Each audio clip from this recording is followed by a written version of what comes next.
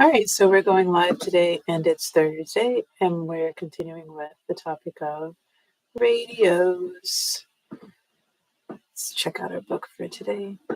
And if we have time, we can see if I can beat my score of 86 from the geography yesterday.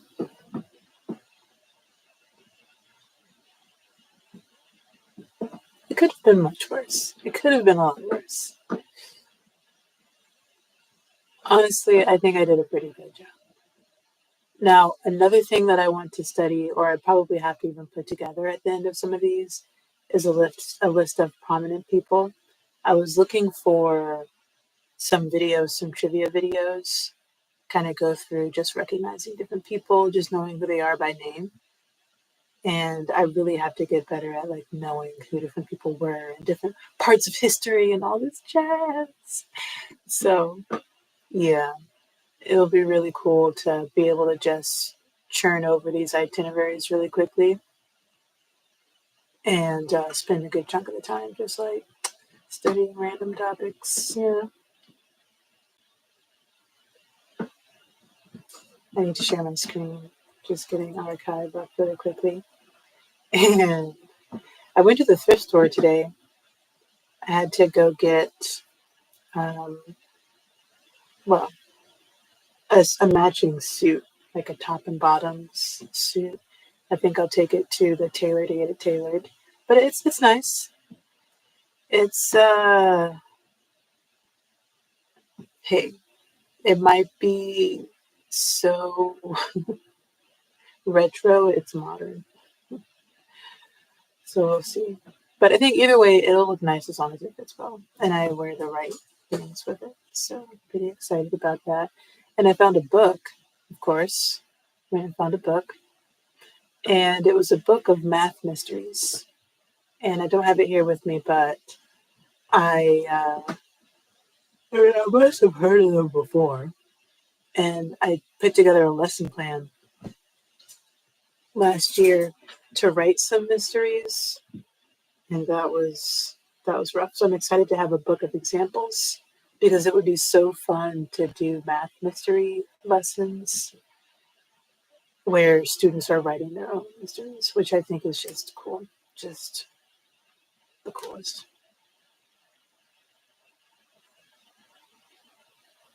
You know, you can imagine a collection of students on math mysteries.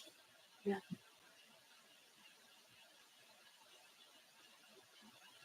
Radio workshops.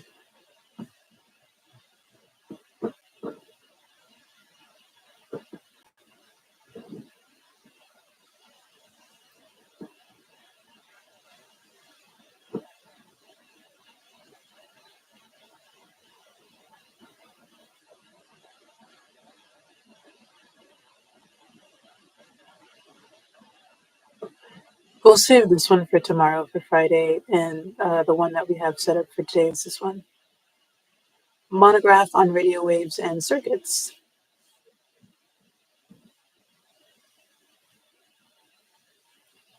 Oh,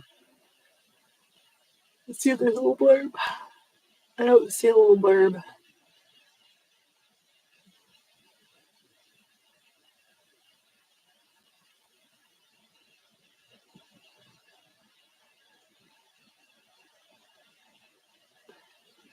Ooh, yes.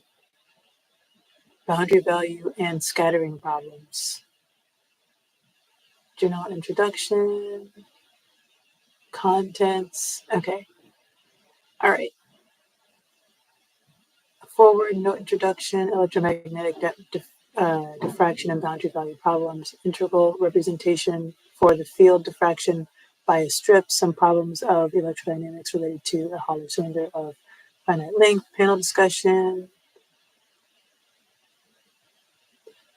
Forward, no introductive, coding for practical communication systems, studies on code theory in the USSR, error probability and transmission speed on circuits using error detection and automatic repetition of signals.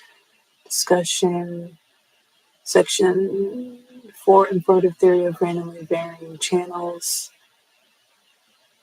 Note on randomly variable binary channels, topics and theory of discrete information channels, communication through randomly varying media, time varying channels with delay spread, investigation of the properties of radio communication channels containing statistically inhomogeneous media. Is that French? Long-range tropospheric propagation of ultra-short radio waves. Forward, no introduction on aerials and data processing, antennas and data processing techniques discussion. Forward, no introductive basic network elements for the synthesis of nonlinear systems.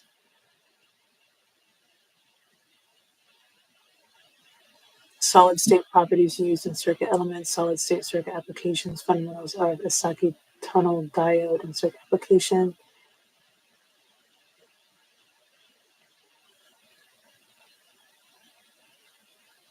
General introduction.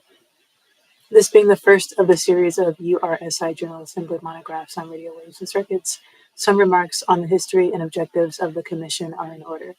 URSI Commission 6 Radio Waves and Circuits has as its domain of responsibility in the URSI a broad range of subjects: information and communication theory, circuit theory, antennas, waveguides, and more generally applied electromagnetic theory.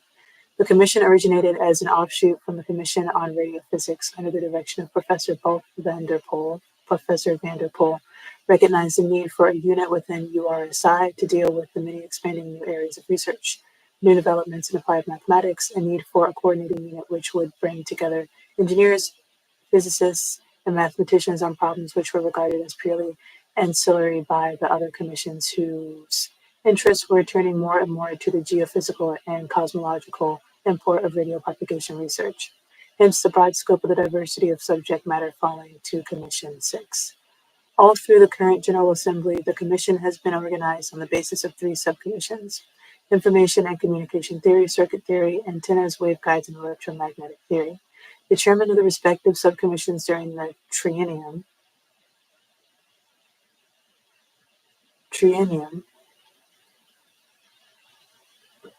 it's a new word for me, triennium, 30, like 3, yeah, but isn't that 30 years? Oh, no, 33. Okay, excuse me.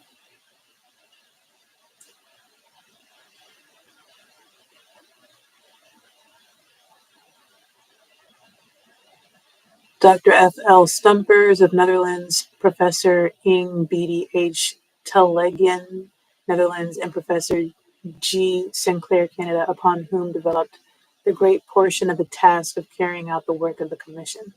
The seeming diversity in subject matter, together with the fact that research in the fields of Commission 6 does not require the same sort of international collaboration as is research in propagation and radio astronomy, has given the work of Commission 6 a rather different character from that of most of the other commissions. However, the foresight and genius of Professor van der Poel in setting up the Commission have proved themselves in the growth of the Commission, its effectiveness in stimulating new areas of study, and as a medium for effecting exchange of information and ideas between scientists in many countries.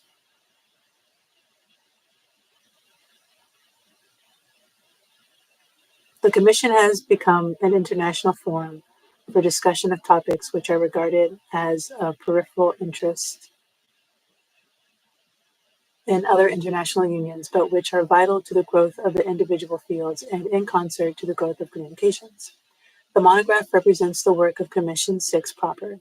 The program of Commission 6 for the 13th General Assembly was projected first at the previous Assembly in 1957 and was developed subsequently jointly by the subcommission's chairman, by the vice chairman of the commission, Mr. J. Wood, and by the chairman of the commission. The final format was established at the meeting of the coordinating committee in Brussels. It was agreed at that meeting that only a limited number of papers, all invited, would be presented fully at the technical sessions. These constitute the main body of the monograph. The subject matter of the technical sessions was chosen on the basis of current importance and interest. Special attention was given to material in which the 3 subcommissions have a common interest with the view of synthesizing a central core of activity for the Commission as a whole. The underlying unity of the fields of the Commission has become increasingly evident, particularly in the recent developments of space communications. And the future will see a greater element of unity of subject matter rather than diversity in the work of the commission. Several sessions were formulated as joint sessions with the other commissions on such topics where the overlap of interests and techniques was prominent. In the present monograph, only those sessions for which Commission 6 had the prime responsibility are covered. The chairman, the vice chairman, and the chairman of the subcommissions served as chairman of the technical sessions. In addition, Professor H. M. Barlow served as chairman of the session on surface waves, and Professor A. C. B. Lovell served as co-chairman with the writer of the joint session of Commission 5 and 6 on antennas and data processing. Mention must also be made of the contributions made by Dr. James R. Waite, who, as chairman of an ad hoc committee on surface waves set up at the General Assembly in 1957, did much to the development of the program of the 13th General Assembly. The chairman of the sessions not only carried the burden of organizing their sessions, but also served as editors for the preparation of the monograph. Each session, in accordance with the rules of URSI, had an English-speaking and French-speaking reporter. The tasks of these individuals are most demanding, and one can hardly express our indebtedness to those scientists who devoted many evening hours during the General Assembly and subsequently to putting the proceedings into order. Reports of discussions have not been sent to the participants for review, and therefore the reader and participants are asked to be indulgent of the editors in the preparation of the monograph.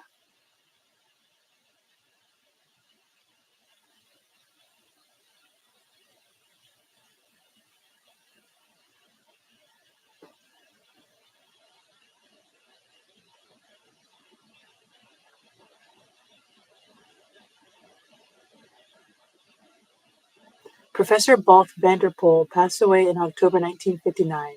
He had helped immeasurably in the work of the Commission during the tenure of the present chairman, giving him freely of his energies and his guidance. We missed greatly his sparkling wit, his incisive criticism and summations, and his fine sense of diplomacy which made our previous General Assemblies such memorable occasions.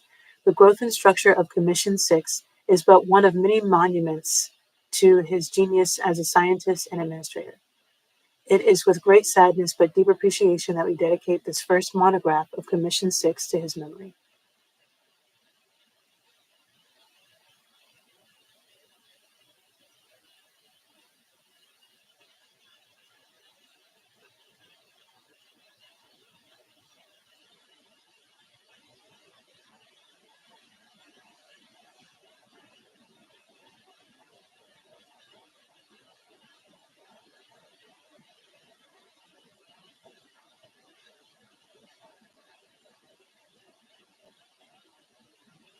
Boundary value in scattering problems. The subject of boundary value in scattering problems has been in the forefront of the technical programs of Commission 6 for a number of years.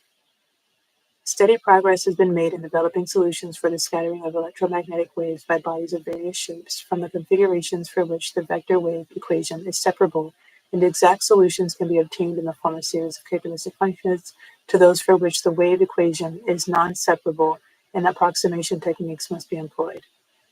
In general, of the methodology of obtaining approximate solutions is well established for the limiting cases when the dimensions are large compared with the wavelength, and when the dimensions are small compared with the wavelength.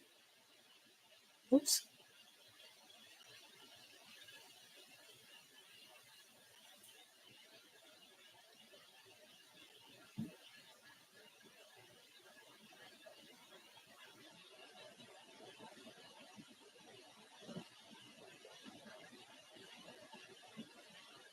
Bridge between these limiting conditions still remains a subject of interest, and continuing progress in this direction has been made as diffraction phenomena have been analyzed on the basis of various models such as creeping waves and diffracted rays. The objective of this session was to review the status of the field and some of the recent developments. Professor Siegel, in the first paper, page 11, presents a review prepared by himself and his co-workers on scattering the bodies whose dimensions are such that resonance phenomena occur. This work carries the treatment of scattering and diffraction beyond the Rayleigh region into the domain where the dimensions of body are compared with the wavelength. I mean, of course, I don't understand what's going on right now. I mean, I know a little bit about vectors. Um, I don't know. I was going to look up the wave equation.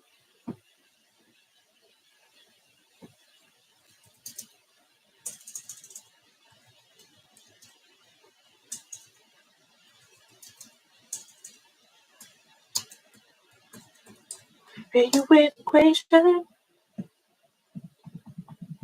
The equation for a radio wave, which is essentially the same as any electromagnetic wave, yes, is F equals the speed of light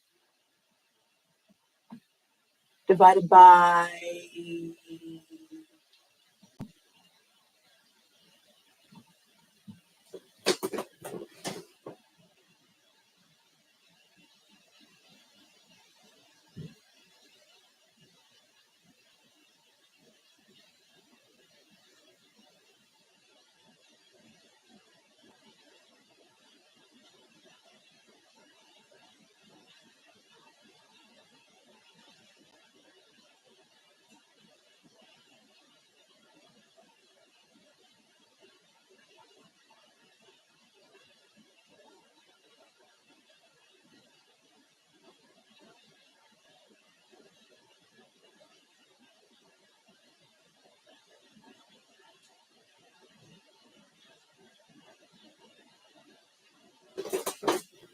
all right. And then the other thing that we were going to look up is the Rayleigh region.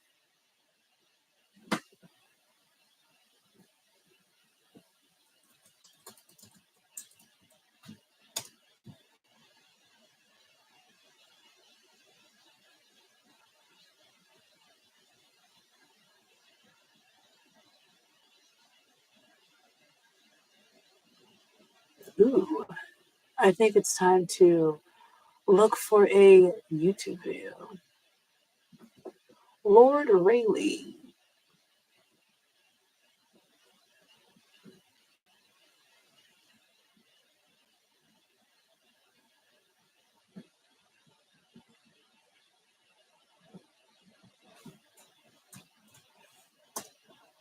Lord Rayleigh, Lord Rayleigh. Okay, let's see. We've got a shorter video.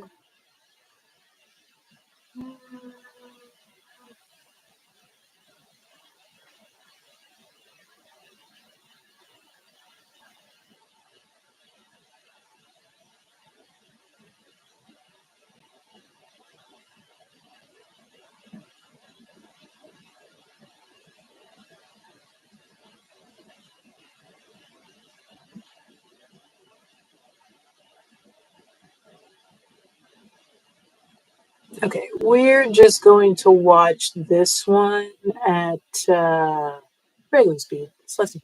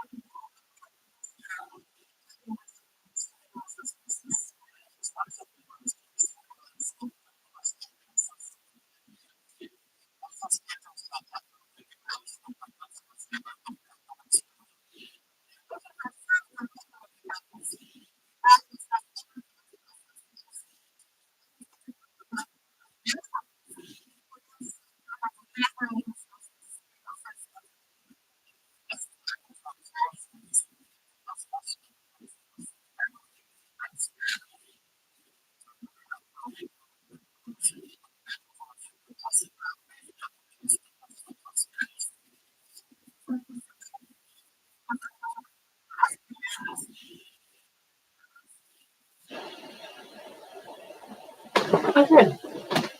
So that reminds me of the projector right here. It's an aperture. Is that an aperture? It's moving forward and backwards.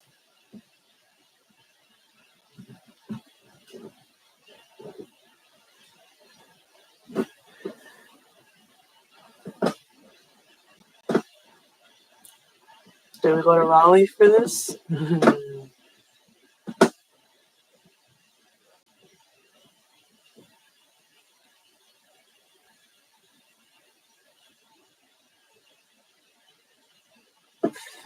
In the second paper, page 38, Professor Weinstein gives a resume of the work done in the USSR by himself and his colleagues. This paper, which is in effect the report of the National Committee of the USSR, contains an extensive bibliography which is welcomed heartily by workers in the field.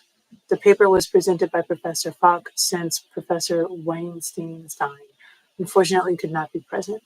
The third paper, page 41, is a contribution of a new technique by Professor Timon and Dr. Kleinman. The paper deals in particular with the subject of diffraction by a strip.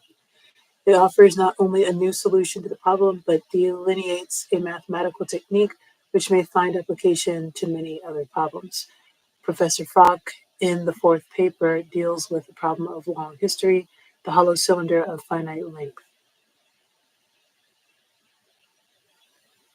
In this paper, Professor Falk develops some new approximation procedures which lend themselves particularly to numerical treatment and thus make possible the extraction of results of direct practical importance. The presentation of the papers was followed by a panel discussion. The discussion points out the interrelationship of a number of contributions and some of the problems presently engaging the attention of workers in the field of electromagnetic diffraction and boundary value problems.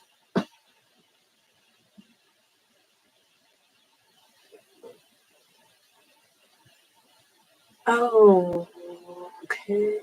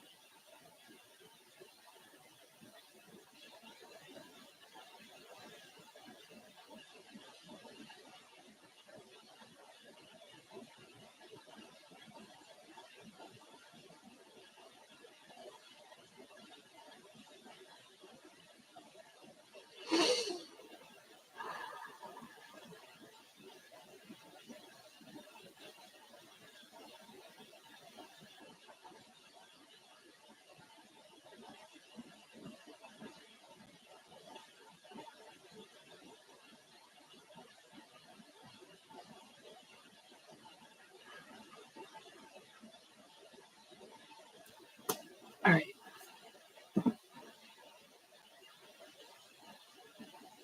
I just want to find a chapter that says radio. I can.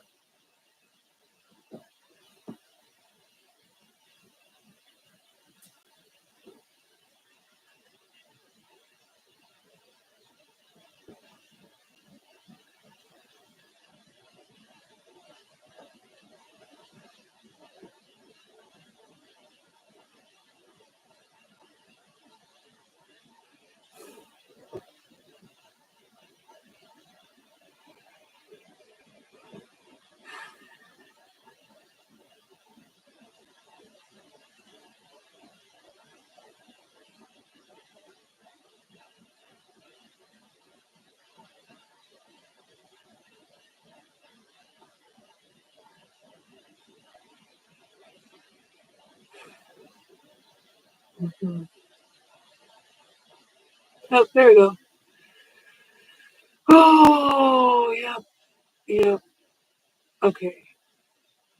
Investigation of the properties of radio communication channels containing statistically inhomogeneous media. 251.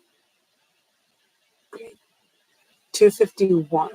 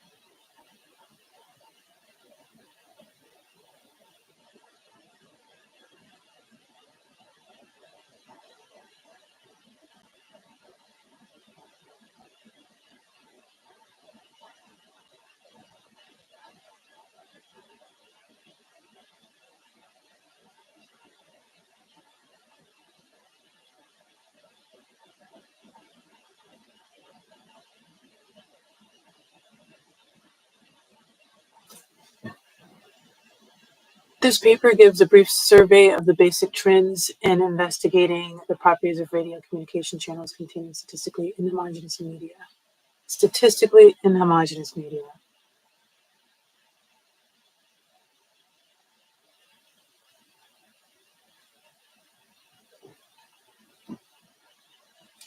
In radio communication systems used for the transmission of various kinds of messages, the radio line is the medium through which electromagnetic waves travel from the transmitter to the receiver. Three regions of the atmosphere should be differentiated for the propagation of radio waves: the troposphere, the stratosphere, and the ionosphere. Many experimental studies of the structure of the different regions in the atmosphere carried out by means of artificial Earth satellites, airplanes, aerostats, and rockets, as well as a study on conditions for the propagation of electromagnetic light and sound waves in the troposphere, stratosphere, and ionosphere, have shown that the real atmosphere is a statistically inhomogeneous medium,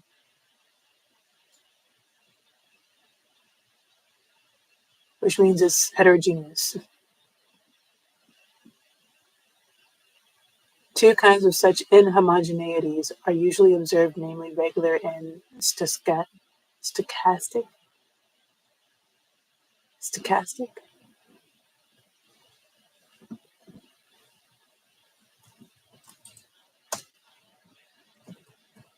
Stoichiometry.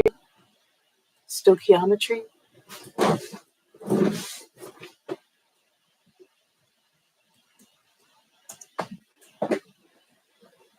Stoichiometry.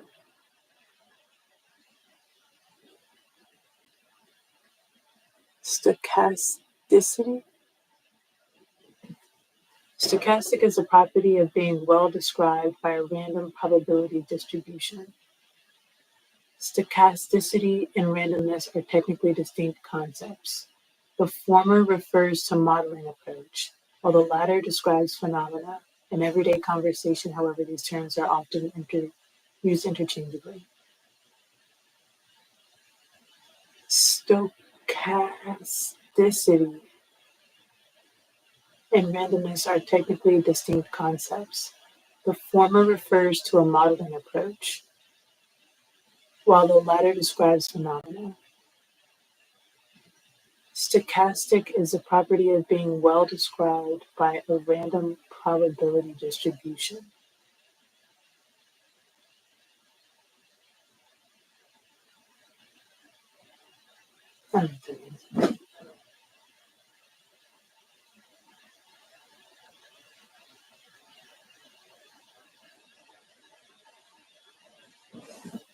So it means there's a consistency.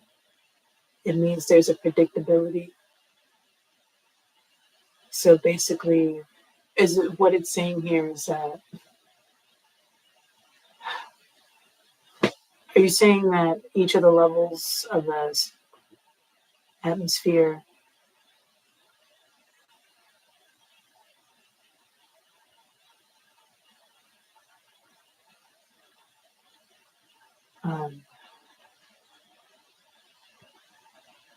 is clearly defined, right, by consistent properties, which makes it stochastic?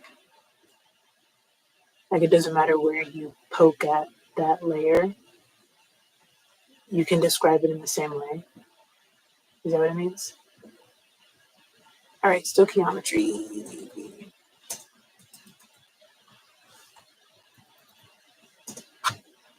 is a section of chemistry that involves using relationships between reactants and or products in a chemical reaction to determine desired quantitative data.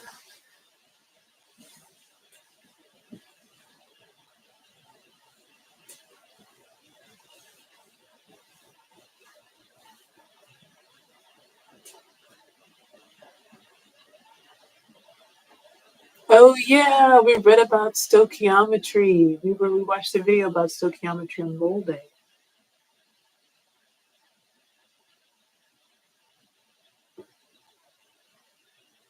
Whoa. I think that's the first time that's something that I learned from doing this came. Okay, that's cool.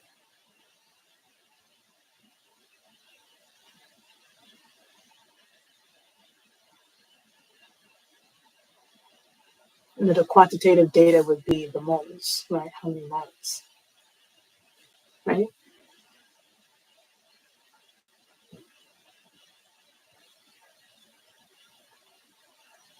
Yeah.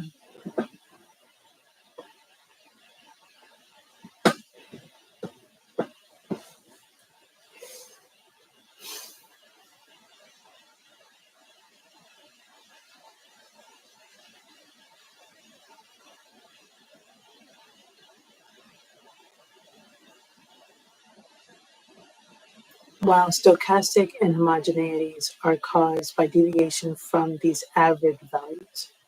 Okay. Yeah. Wow. That is a very complex way of saying something. Wow. As if I understand what's going on here. While stochastic inhomogeneities are caused by deviations from these average values. That's got to be the highest register possible.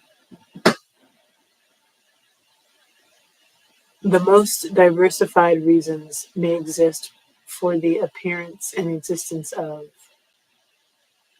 Ooh, I wonder if I can guess what it's going to say after this. Okay. The most diversified reasons may exist for the appearance and existence of deviations.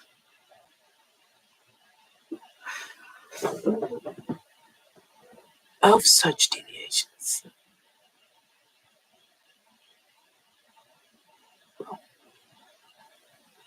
Yeah. Inhomogeneities in the atmosphere. Stochastic inhomogeneities are created in the troposphere by a turbulent air current whose different elements carry out irregular transient motion over very complicated trajectories. Trajectories. All right. So, man, what's this itinerary going to be? Doesn't seem like we should be going to a podcasting station. Inhomogeneities in the atmosphere. Stochastic inhomogeneities are created in the troposphere by a turbulent air current whose different elements carry out irregular transient motion over very complicated trajectories. So I don't know why it's only talking about the troposphere. Is it because of like the particles being closer together or something? The troposphere,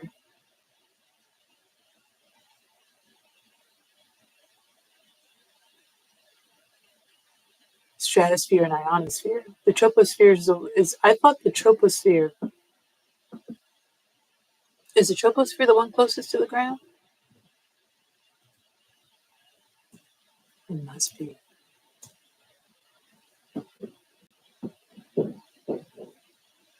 Yeah,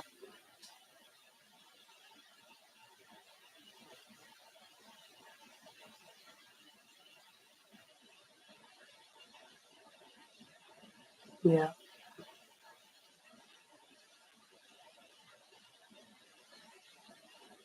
You mean to tell me planes don't fly in the stratosphere? They have to be within the troposphere?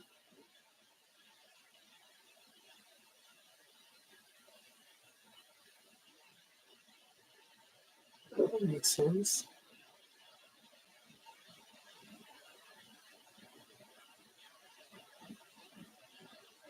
Nope. This one's going in the stratosphere.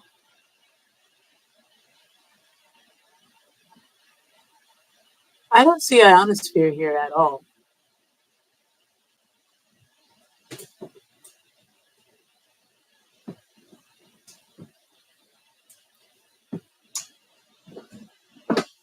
Ionosphere.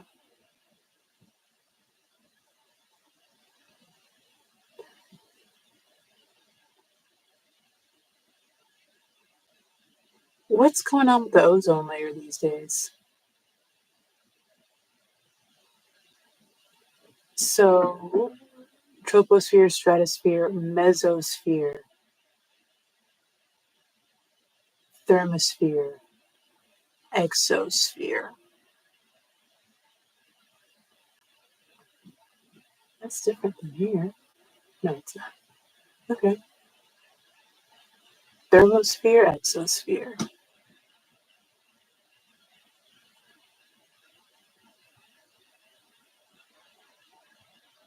Mesosphere, thermosphere, exosphere. Troposphere, stratosphere, mesosphere, thermosphere, exosphere.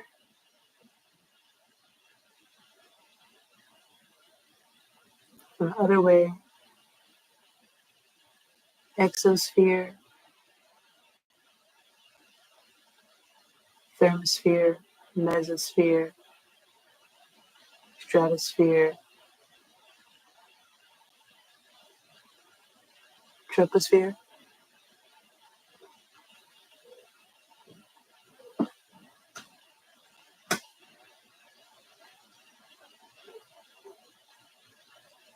All right, where's the ionosphere?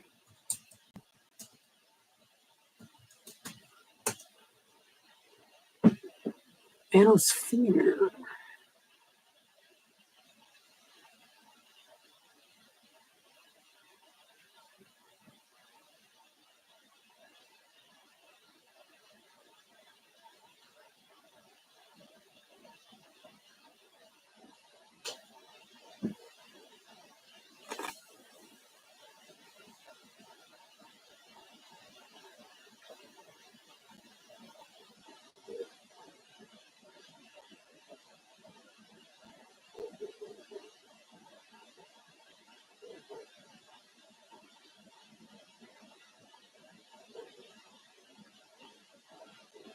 Oh, let's see what NASA has to say about the ionosphere.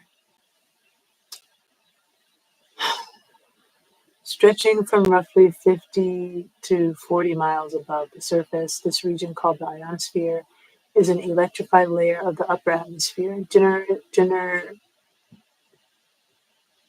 by extreme ultraviolet radiation from the sun. Understanding the ionosphere's extreme variability is tricky because it requires detangling interactions between the different factors at play, interactions of which we don't have a clear picture. That's where airglow comes in. Airglow occurs when atoms and molecules in the upper atmosphere are excited by sunlight, emit light in order to shed their excess energy. The phenomenon is similar to auroras, but where auroras are driven by high energy particles originating from the solar wind, airglow is sparked by day-to-day solar radiation. Airglow carries information on the upper atmosphere's temperature, density, and composition. But it also helps us trace how particles move through the region itself. Vast high-altitude winds sweep through the ionosphere, pushing its contents around the globe. And airglow's subtle dance follows their lead, highlighting global patterns.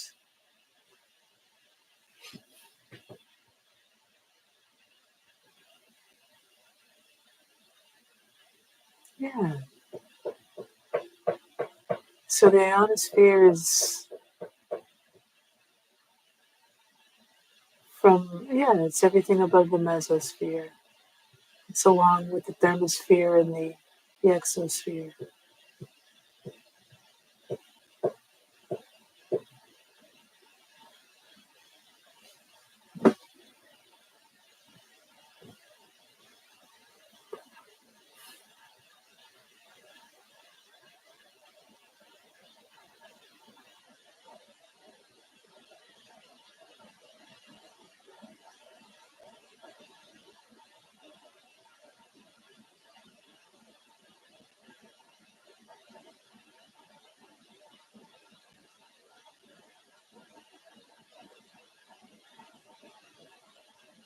NASA's heliophysics researches the ionosphere, thermosphere, mesosphere region, where our neutral atmosphere transitions into the ionized plasma of space. In this thin shell that surrounds our home planet, the atmosphere is a constant motion, shaped by the influence of both solar activity and changes in the lower atmosphere and in near Earth space. But this region is more than just a passive boundary. Energy is not only deposited, but also transformed in and transported through this region. And it's an active source of energy and plasma into the magnetosphere. Interactions here create highly variable space weather effects that impact communications and navigation signals, satellite orbits, and create currents in Earth's crust that affect our infrastructure on the ground. At lower altitudes on this region, chemical reactions can form reactive molecules that destroy stratospheric ozone. Noctilucent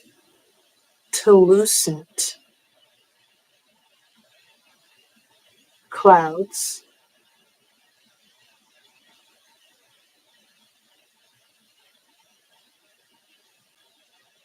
does that mean they light up at nighttime? Noctilucent? Noctilucent?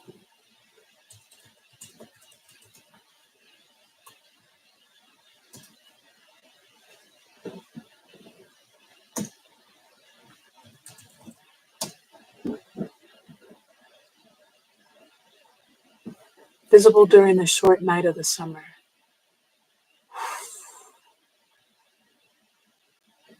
I'm ready for that time of year to come back.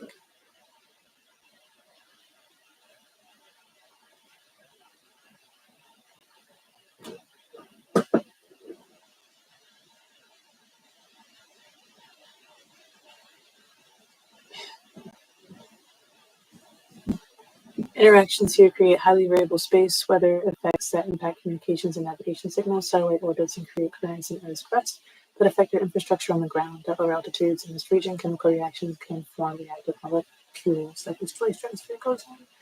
Noctilucent clouds form in involved meteors, ablate and break up, and towering electrical discharges such as sprites and elves conduct massive currents. Okay, I remember sprites, but I don't remember elves. And I don't know what ablate means.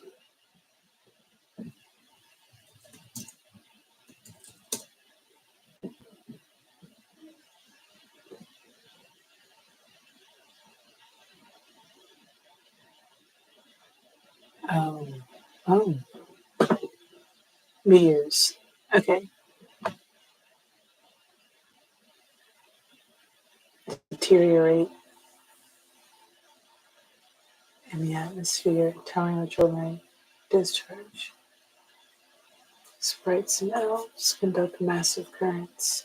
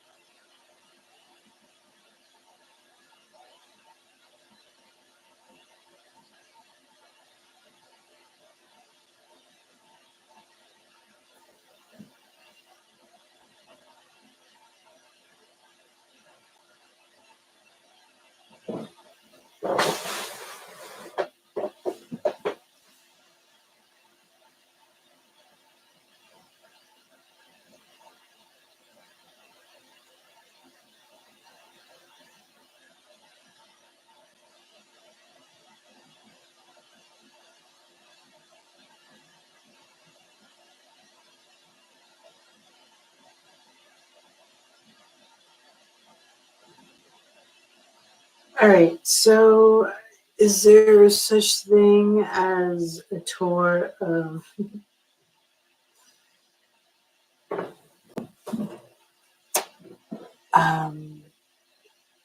yeah, there's got to be a museum where you can study the atmosphere museum.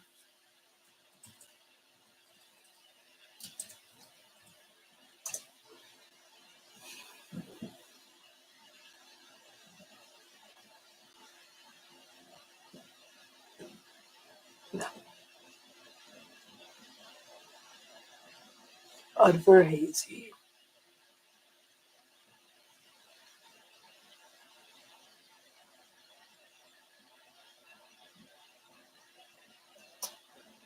This is a very cool exhibit at the Air and Space Museum. I do love this exhibit. I actually, yeah, this is a great place to be. Yeah, kind of want to go now.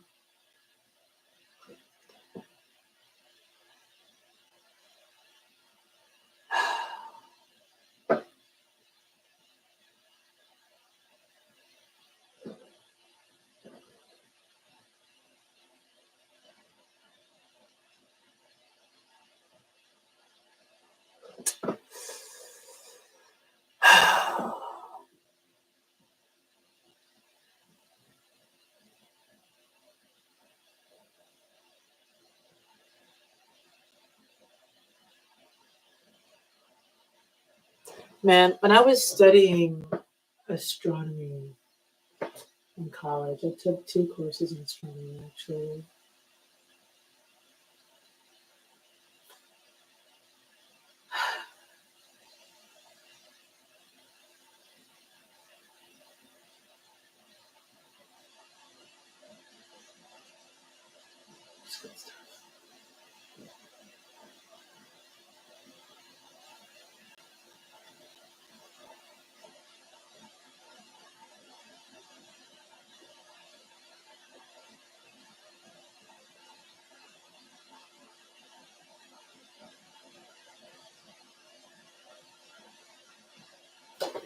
So I guess this is where we're going. We're going to go here.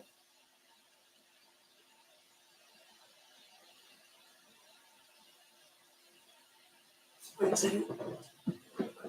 No.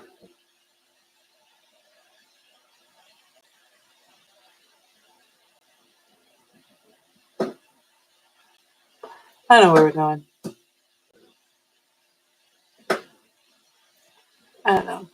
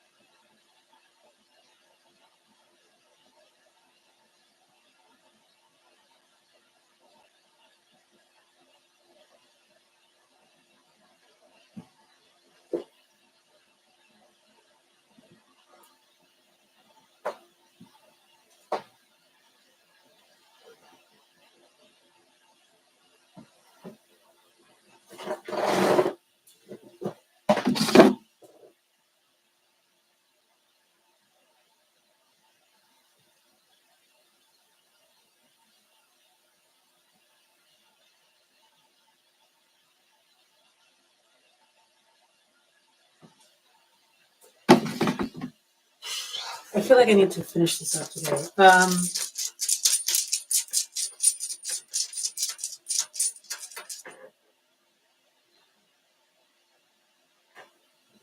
radio waves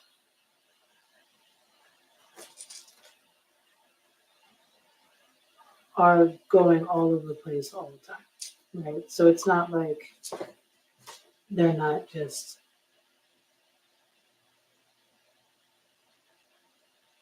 everywhere. So I think it's okay if we go to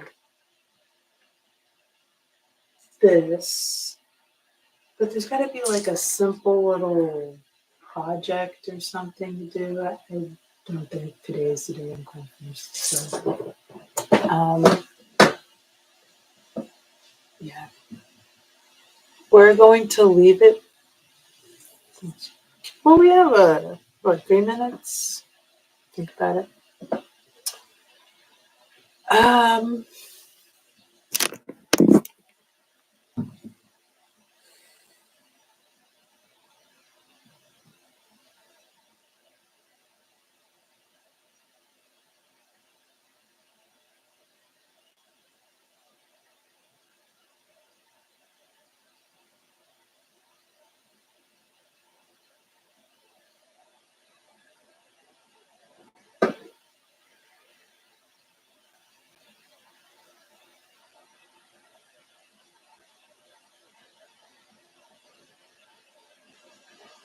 have I not been sharing my screen this whole time? Ooh, I apologize.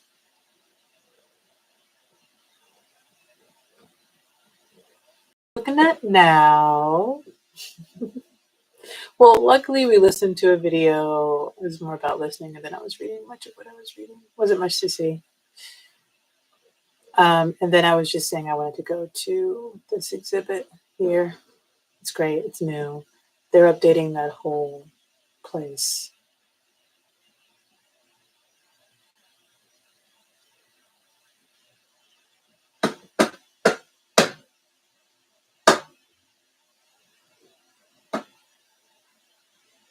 They're updating the whole museum.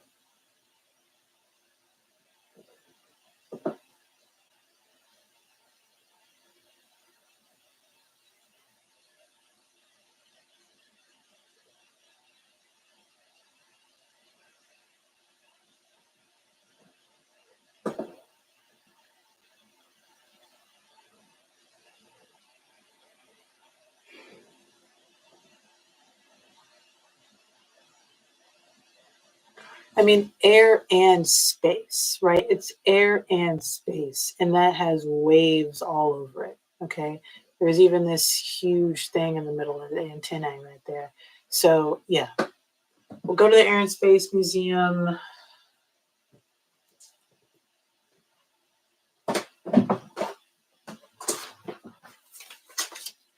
And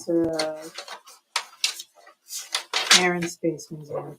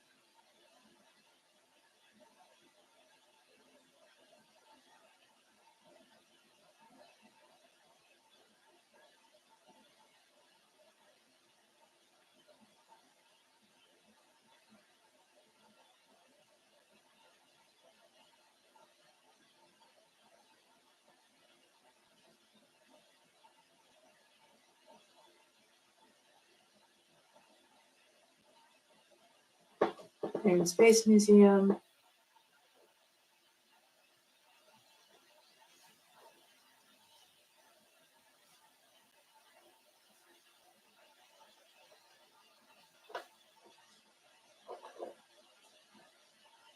Now, what would you be studying?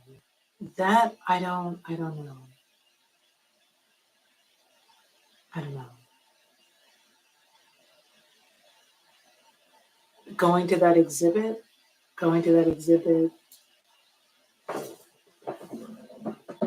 just just look for the word radio. I don't know. Look for the word radio.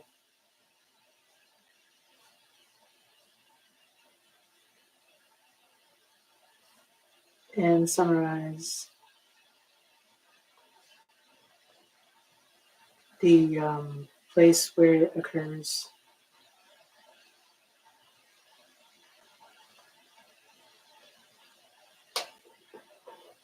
And then, I don't know.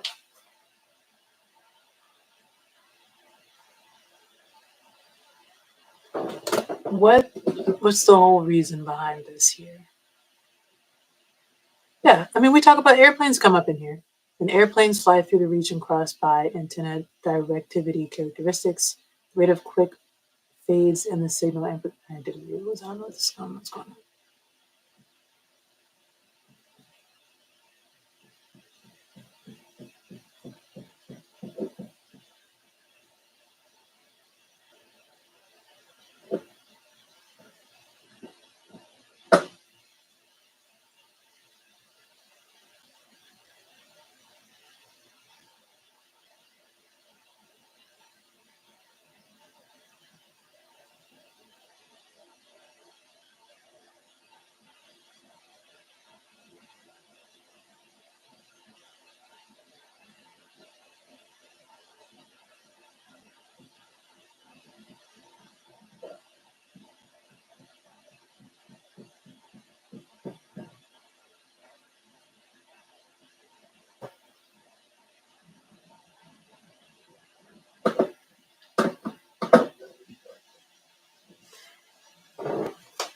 I don't know. Share the information that you learned with, I don't know. See if you can share the information that you learned on the air with a local radio station. Contact local radio station.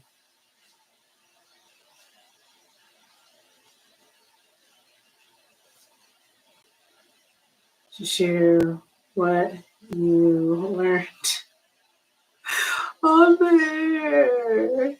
Oh, I love a surprise pun. Okay. All right, and we're done. So that's good. It was good. Persevered a little bit and got it taken care of. All right, see you next time. Bye.